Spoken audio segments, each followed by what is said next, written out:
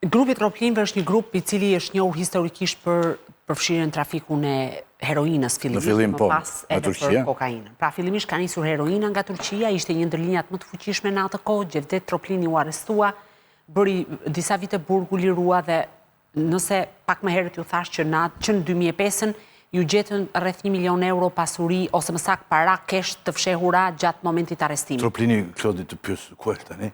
Është në shtëpinë e vet, krejt I lirë, po prandaj po them që sepse duhet ndajmë dy momente. Troplini është jashtë se historie. Po pra, nuk ka një urdhër arresti. Nuk ka një urdhër arresti ndaj tij. Po. Sot ka vetëm ndaj 2 nipave dhe ndaj rrethit të tij shoqëror dhe familjar, sepse rrethi I tij ngushtë dyshohet I gjithë I përfshin çështjet e trafikut të drogës. Vet personalisht ai deri tani nuk ka akuzë zyrtare dhe nuk ka një urdhër arresti, edhe pse është shoqëruar dhe është marrë në pyetje për disa nga ngjarjet më të rënda kriminale të ndodhura në qytetin e Durrësit. Pse shikoj unë të rëndësishme dëshminë e Nureddin Dumanit? Për një arsye të vetme, sepse ka shërbyer ai moment që prokuroria shqiptare në 2021 të çelte një hetim penal dhe të kërkonte informacion nga italianët. Dhe sigurisht pra për prokurorinë shqiptare ishte ky gjithë themeli I historisë dhe gjithë piknisja për këtë çështje penale. Më pas, duke qenë se të penduarit atje kishin informacion për mënyrën se si funksiononte organizata, patjetër që edhe italianëve ju është dashur të vinë në Shqipëri dhe të marrin dëshminë e Nureddin Dumanit. Pra Nureddin Dumani është pyetur nga prokurori antimafjas për detajet të cilat I shërbenin hetimit atje. Dhe të penduarit e drejtësisë në Itali, veç të tjerave, kanë arritur zbërthejnë dhe çështjen e pastrimit të parave. Ne për shembull kemi 6 shoqëri tregtare, kemi dhe një televizion kablor në qytetin e Vlorës që është sekuestruar. Dhe është me urdhër ndalimi, ka urdhër ndalimi ndaj pronarit të këtij televizioni Nexhmedin Danaj. I cili çfarë bënte? Është një mënyrë të pastrimit të parave, huala, që presupozohet që ishte njeriu kryesor që bënte gjithë transfertat e parave, dhe transferta e fundit është arritur të kapet nga autoritetet. Dhe ishte një transfert shumë e konsiderueshme parash. Pra çfarë bënin ata? Merrin parat në Itali, I sillnin përmes një shoqërie transporti në Tiranë. Tu bashkë me Olën ti do dhe çfarë bënin?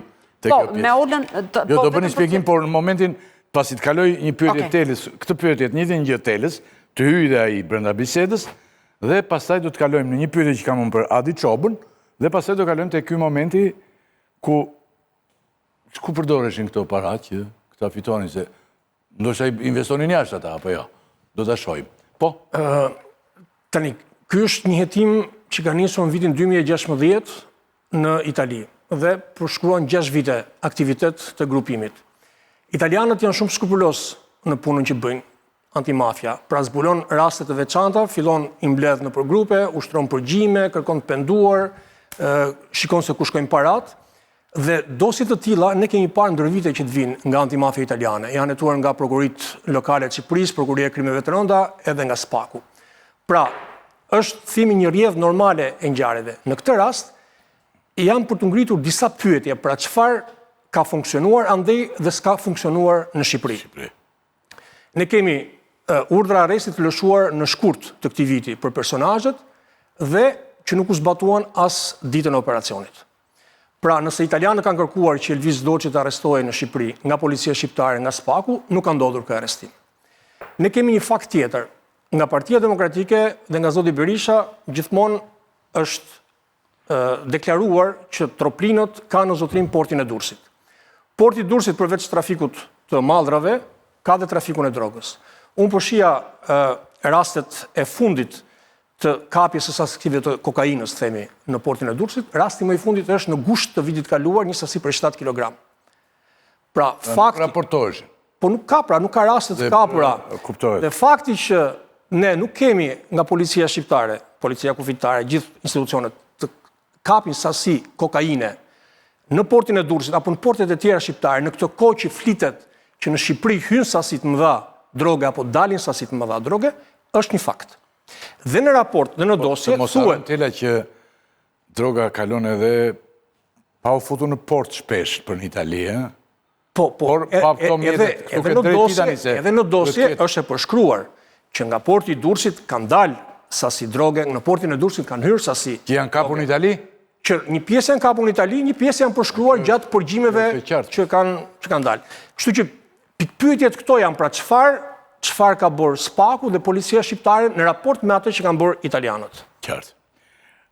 Një nga personat të rëndësishëm të grupit që ti fillove të konsiderosh kush është, Klodi është identifikuar si Hadi Çoba. Kush është ky person dhe ç'është roli i tij? Tani, ky konsiderohet si kreu i njëri nga nën grupet që vepron në Itali dhe merret kryesisht me shpërndarjen e lëndëve narkotike, pra furnizohet nga grupi i Elvis Doçit ose Visit Pojës dhe pjesës tjetër që vjen kryesisht droga nga Amerika Latine në drejtim të Rotterdamit dhe prej andej në Itali. Dhe pasi bën shpërndarjen, pra fillimisht kanë punuar si një grup i vetëm, më pas kanë filluar të ndahen në fraksione. Dhe ai komunikon edhe me persona të tjerë, si italianë dhe shqiptarë, dhe bën shpërndarjen e sasive shumë të mëdha të drogës. Mendohet që është një ndër nën grupimet, ose grupet nëse mund ta quajmë të vogla, në raport me grupin e madh, sepse kështu është ndarë dhe nga ne prokurorisë, që bënte shpërndarjen dhe më pas përmes kompanive të tij merre edhe me pastrimin e parave. Pra, pasi bëri shpërndarje atje, ai kishte një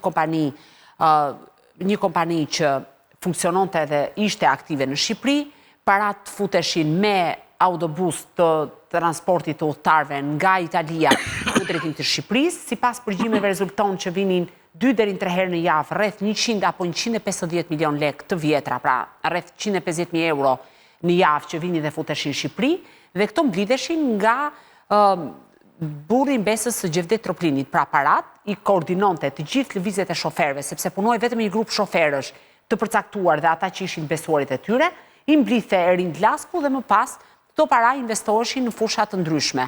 A është arritur të investohet e gjithë paraja, kjo pastaj mbetet për të parë se është çështje duke u hetuar, vetëm 40 transferte janë kapur. Po ashtu, në Xhvedin Danaj, sikur se thash, që rezulton personazh kryesor, është një person i cili bënte transfertat e parave dhe televizionin që kishte, televizionin kablor, dyshohet ta kishte ngritur përmes parave të ardhura nga aktiviteti kriminal.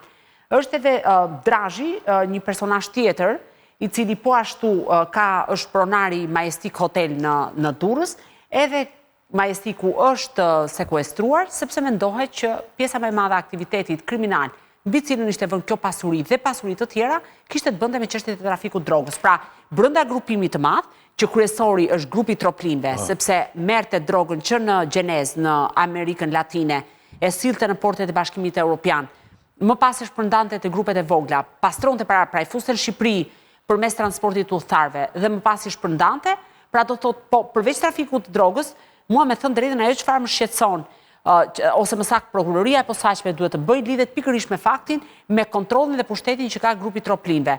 Tela thotë që kontrollon portin e Durrësit. Jo vetëm portin e Durrësit, Troplinët kanë shtrirë, ka një presion të tmerrshëm ndaj bizneseve në lërat e fatit, ka presion të tmerrshëm për kafen që kanë futur në treg, ka një presion të tmerrshëm sa i përket kontrollit që ata kanë bërë Universitetin e Durrësit.